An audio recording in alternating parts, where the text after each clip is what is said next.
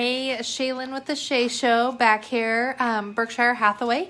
Just wanted to talk to you about pricing your house a little bit this week. So I know everybody, like the first thing they do when they start thinking about buying a house is they pull up Zillow and they put in their address and they're like, ooh, my house is worth this, or oh my gosh, my house is only worth that.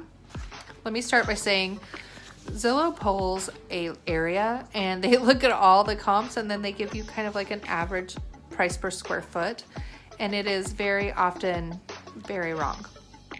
That's one of the reasons that we always suggest calling a real estate professional, a home appraiser. There's all sorts of stuff. So I just wanted to talk to you for a minute. I'm sure you know this, but it's one thing to know it. It's another thing to practice it. But people think just because they put money into their house, they get money out of it, if that makes sense. So I spend $25,000 making the kitchen of my dreams, and then we're going to sell the house.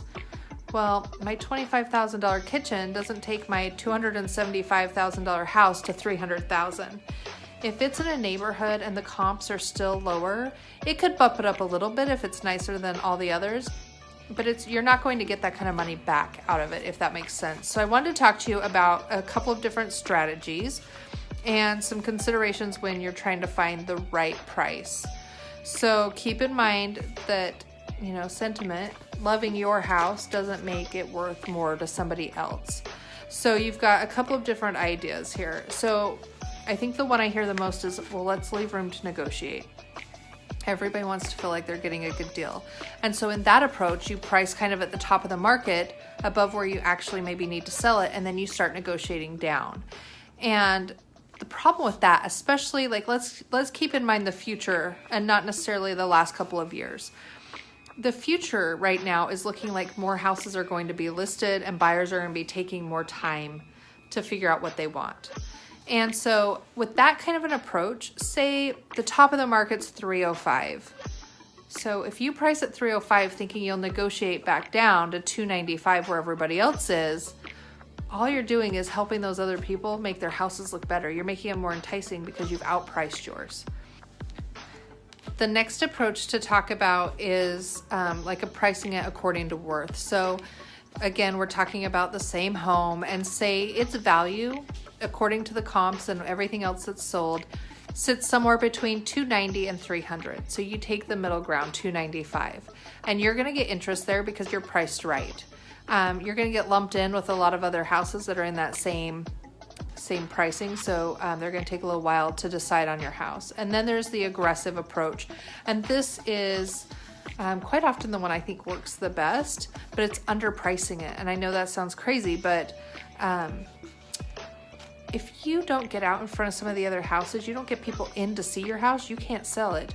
So in this case, if the house is worth between 290 and 300, oftentimes they'd price it at 280 because you're going to get a ton of views, you're going to get people in there looking, and most likely you're going to get into a bidding war, especially if your house is worth 295. So it kind of depends on what your overall goal is. If you need to sell more quickly, this is the approach I would suggest every time. If you've got a little more time to really let the buyers come and look at it, then you're looking at the 295. I don't ever suggest putting it at the top of the market and negotiating down. I just think it limits your pool of buyers. I think people are more likely to go to the house down the street that's priced below it.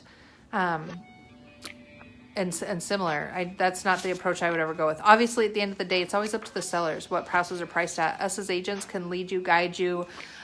We can get you a home appraisal. We can do all sorts of stuff.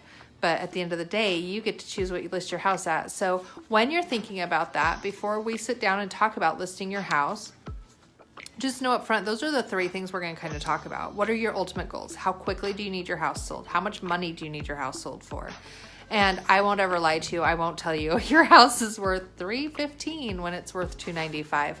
I don't believe in that kind of stuff. I know that there are people out there that think they can get above market. And a couple of years ago, a lot of people could, but that's not the market anymore. So I am just down to earth, the real deal. So I would love to talk to you about pricing your house. I would love to give you some advice and tips and things to look at. I'd love to send you a book. So go ahead and message me. Let me know. Share my page, like my page. Who you work with matters, and questions are free. So that's how we're going to finish the videos this year, and I hope you're enjoying them. I'm having a lot of fun doing them. So anyway, you guys have a great night. We'll talk to you soon. Bye.